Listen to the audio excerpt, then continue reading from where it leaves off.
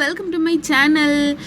என்னடா ரொம்ப நாள் வீடியோ போடலன்னா என்ன தான் ஆகுதுன்னே தெரியலங்க. எனக்கு மட்டும் ஏன் தான் இப்படி நடக்குதுன்னு தெரியல. கொஞ்ச நாளாக ஹெல்த் இஷ்யூஸ்னால கொஞ்சம் வீடியோ ப்ராப்பராக போட முடியல.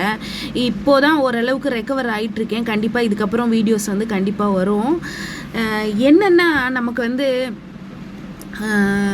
என்ன சொல்கிறதுன்னே தெரியல. அந்தளவுக்கு வாழ்க்கையில் பல மாற்றங்கள் வந்துகிட்டே இருக்குது.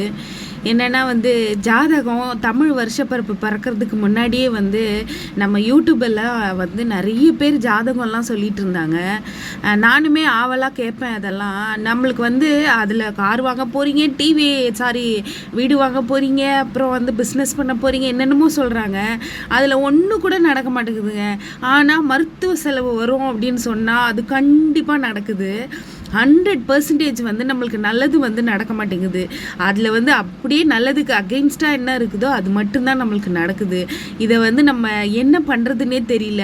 ரொம்ப நாள் நான் இந்த ஜாதகம்லாம் ரொம்ப நாளாக டிவிலையும் சரி ஃபோன்லேயும் சரி பார்க்காம தான் இருந்தேன். சரி பார்ப்போமே அப்படின்னு ஒரு ஸ்டேஜ் வரும் இல்லையா, நம்மளுக்கு மூட் ஸ்விங்கு அந்த மாதிரி பார்க்கலான்னு பார்த்தா நம்மளுக்கு கோவம் தான் வருது.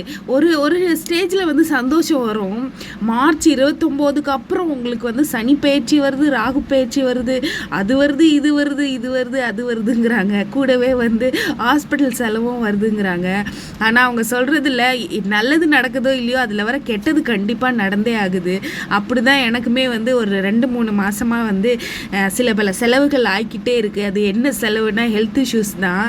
எனக்கு நிறைய செலவு ஆகிக்கிட்டே போகுதா.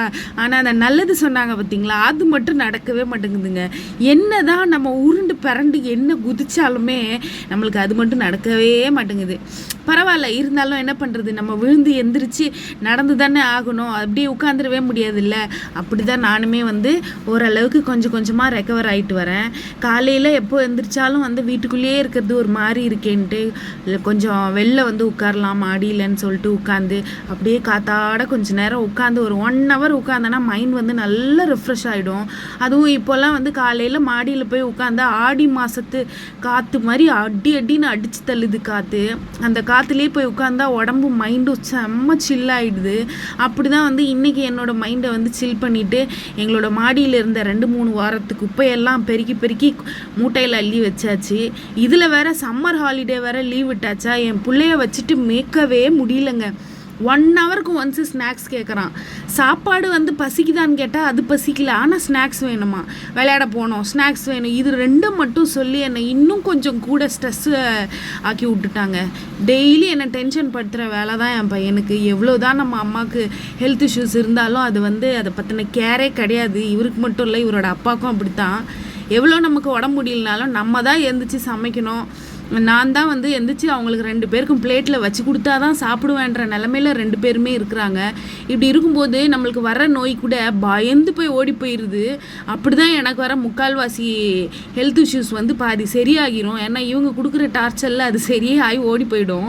வேறு வழி இல்லை, நம்ம தானே எந்திரிச்சு சமைக்கணும். சமைச்சாலும் அதை எடுத்து வச்சு சாப்பிட்ற மனசு 2 பேர்கிட்டுமே கிடையாது. அம்மா தான் எடுத்து வைக்கணும், பொண்டாட்டி தான் சாப்பாடு எடுத்து தட்டில் வச்சு கொடுக்கணும்னு கொடுத்தா தான் சாப்பிட்றாங்க 2 பேரும்.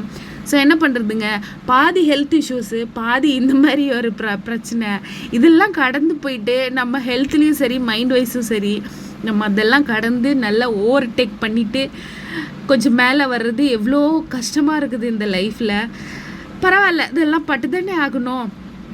ஓரளவுக்கு ரெக்கவர் ஆயாச்சு. இதுக்கப்புறம் கொஞ்சமாக வேலையெல்லாம் கொஞ்சம் நிறைய செய்யலான் இருக்கேன். கடவுள் டச் விட்டு கடவுள் ஒன்றும் நம்மளுக்கு பெருசாக கொடுத்துடக்கூடாது, இதோட போயிடட்டோன்னு நினச்சிட்டு சாமியை கும்பிட்டுட்டு அப்படி தான் ஒவ்வொரு நாளும் ஸ்டார்ட் பண்ணிகிட்ருக்கிறேன்.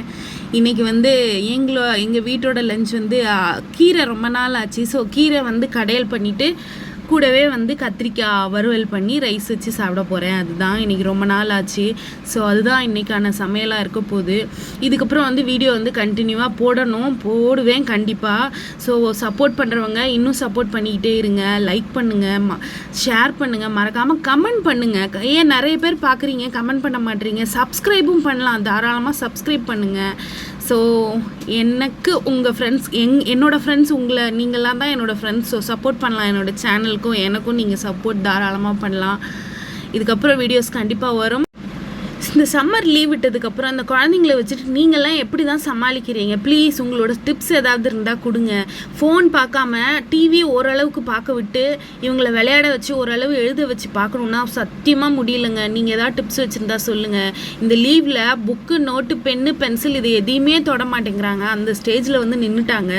வந்து விளையாட்டு விளையாட்டு விளையாட்டு, ஸ்நாக்ஸுன்னு அப்படி தான் என் பிள்ளைய போயிட்டுருக்கு. சமாளிக்க முடியல. So please please please tips இருந்தால் கொடுங்க. சிங்கிள் பேபியாக இருக்கிறதுனால இவருக்கு விளையாடவும் ஆள் இல்லை. வெளியே போய் விளையாடுனா வெயில் வந்து கொளுத்தி எடுக்குது. கண்டிப்பாக வெளியே போனால் கருவாடை விட மோசமான நிலமையில தான் உள்ளே வர வேண்டி இருக்கும். அந்த அளவுக்கு வெயில் கொளுத்தி எடுக்குது. இன்னொன்று ஸ்ட்ரீட் வந்து ஒரு 10-15 ரவுடி டாக் இருக்குது. அதெல்லாம் வந்து நம்மளை கடிச்சு குதிரை ரெடியாக இருக்கிற மாதிரி தான் இருக்குது. இதுலேயே பயந்து பிள்ளைங்கள வெளியே விளையாட விட முடியல.